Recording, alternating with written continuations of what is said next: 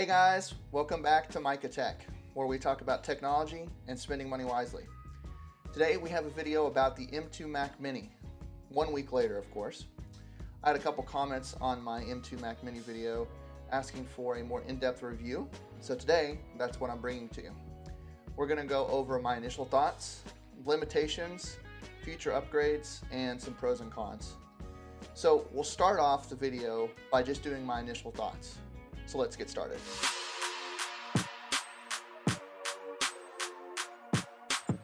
So as you guys can see, I've got my monitor set up here and hooked up to the M2 Mac Mini. I've also got my iPads on the left and the right in sidecar mode. But what are my initial thoughts? Well, I've used this for thumbnail editing, video editing. I've used it for a variety of different things. I'll kind of pull up some of the apps I use here. So if we pull up Final Cut Pro, I'm using the trial right now, but you can go in here, you can see the libraries and my most recent video I edited.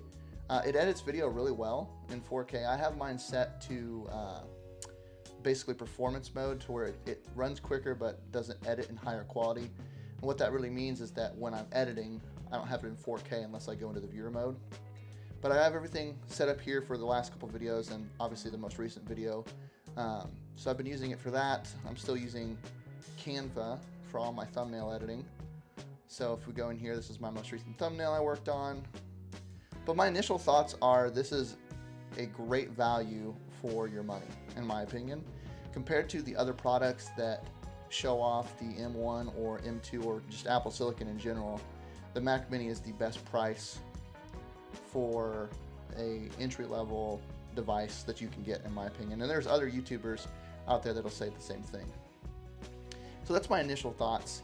Let's go into the pros and cons of having a Mac Mini M1 or M2. So specifically I have the M2. One of the biggest cons, we'll go over here to settings, is I don't have a ton of storage. So I have the 256 gig base model.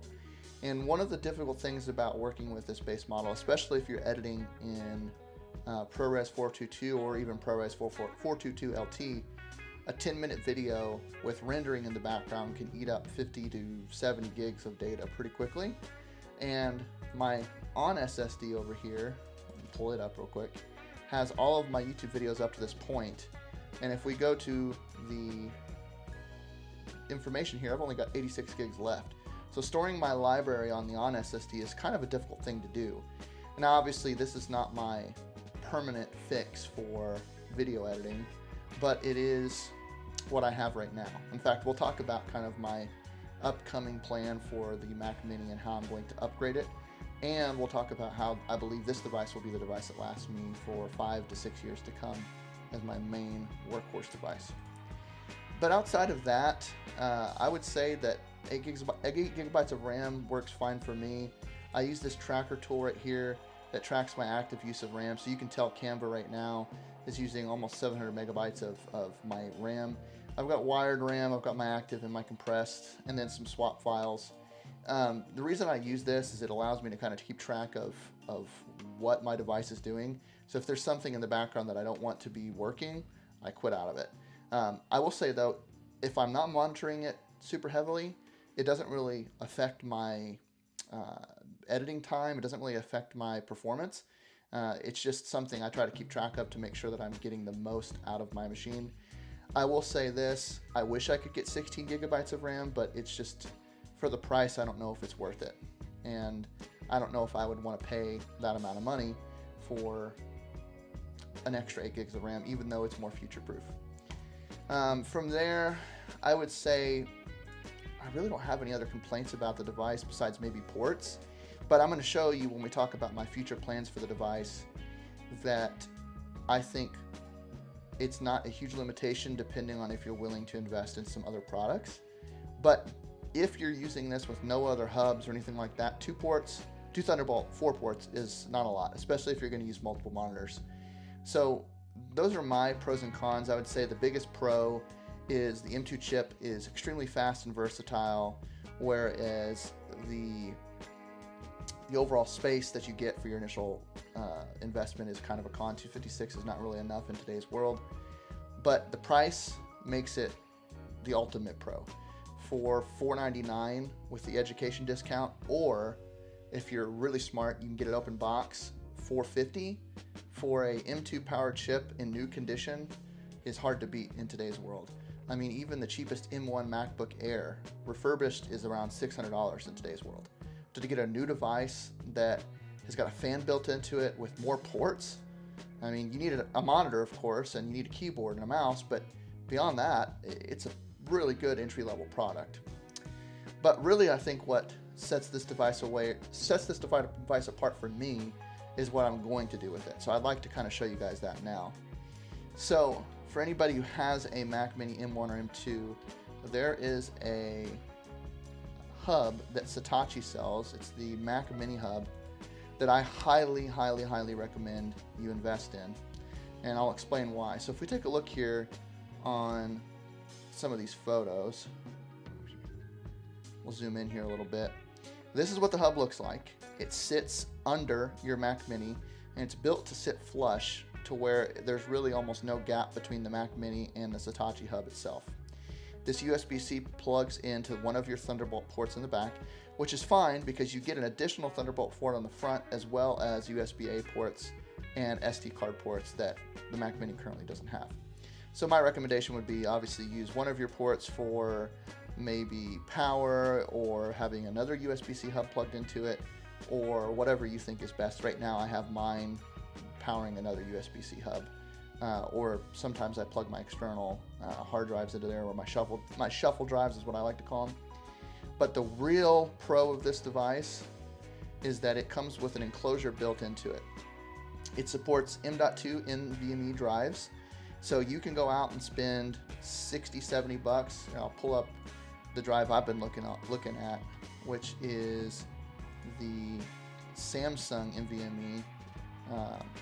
I was going to get one with 1 terabyte, this one right here. So for 1 terabyte with 5,000 megabytes a second read and write speeds, that's at least what they advertise, I can get it for 70 bucks. So for $170, I have additional ports, 1 terabyte enclosure that has fast read and write speeds, so that I can not only edit on the chip, but I can have extra data on it as well. Makes the 256 not really that painful anymore. Really, at that point, the only reason I would have 256 is to manage all of my applications. So any apps I download, things that I would want to keep natively on the device, I can run on here. But that's the first thing I'm going to be purchasing. It's the Satechi, let's go back here too. It's going to be the Satechi Mac Mini or Studio, it works with Studio too, SSD enclosure. For 100 bucks, this is a great investment.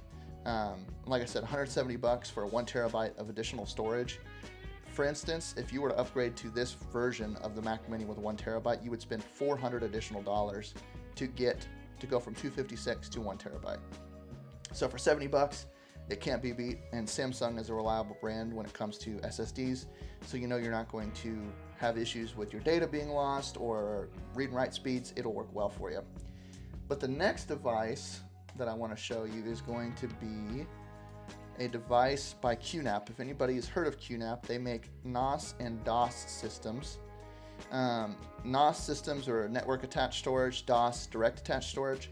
Network attached storage is basically a RAID system of storage that you can hook up to your network and access anywhere basically in the world if you have it configured correctly.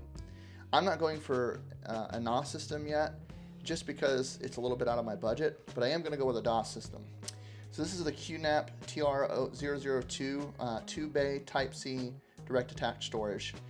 You can get this diskless, or you can get it pre-configured with Seagate or Western Digital drives. I'm going to go the diskless route, and I'm going to buy a Western Digital and Seagate drive. One of the things I like to do is I like to get 2 separate drives from 2 separate manufacturers. It decreases the chances that most of my drives will fail around the same time. I'm going to get 3 terabytes each, and I'm going to configure it in RAID 1.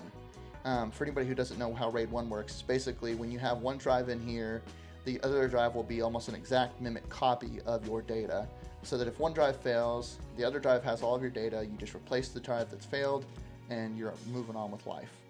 So the plan for this is to have the 3 terabytes of data archive all of my old videos. So the 250 gigabyte on SSD will become a shuttle drive, and the QNAP DOS system will become a basically storage device that I can access here at the house. I intend on backing up my data. I'm still trying to figure out the best way to do it so that if in case something happens around my house, maybe a fire, water loss, I can have this data backed up. But I haven't really decided what I'm going to do with that yet. But it is my plan to basically future-proof the YouTube channel to where I can work with whatever I need to work with and never have to worry about running out of storage on my Mac Mini. So that's my future plan. Really, to kind of give my final thoughts, I would just say that the Mac Mini M2 in today's world is probably the best entry-level product you can buy from Apple that will get you the most power for your money. Marquise Brownlee posted a video, I think it was a year ago when the M2 came out, comparing this to the Mac Pro. At the time, the M1 Mac Pro, where the M2 single-core and multi-core speeds were actually equivalent or greater than the Mac Pro with the M1 Ultra chip. It's really crazy to think that. There's a lot of videos I can reference, and I'm happy to reference a couple in the description, where people are doing 4K video editing and it's completely crisp. So just to give you an idea of what I mean by that, we'll put up Final Cut Pro here and we'll open my library, and I've got this video here that I edited. This is my most recent video I edited. And we'll go back, and I've got some audio here. I've got 4K footage. I've got my intro. I've got B-roll. I've got some basic titles. It scrubs through this incredibly quickly, and my export times oftentimes end up being around 3 to 5 minutes for about a 10-minute video. And for me, that's plenty fast for what I'm trying to accomplish. I know that some people out there want to see their videos exported in 45 seconds, and I just have never cared for that.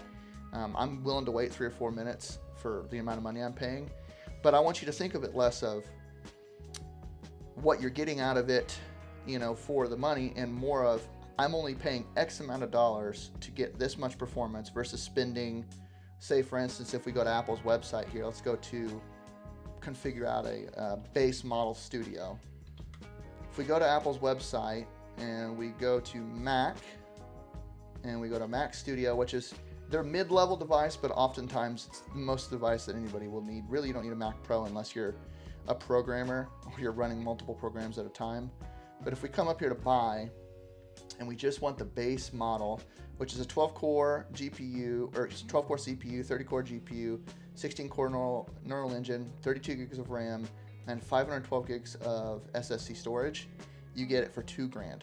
So $450 for $2,000, and the performance difference on a day-to-day example is negligible.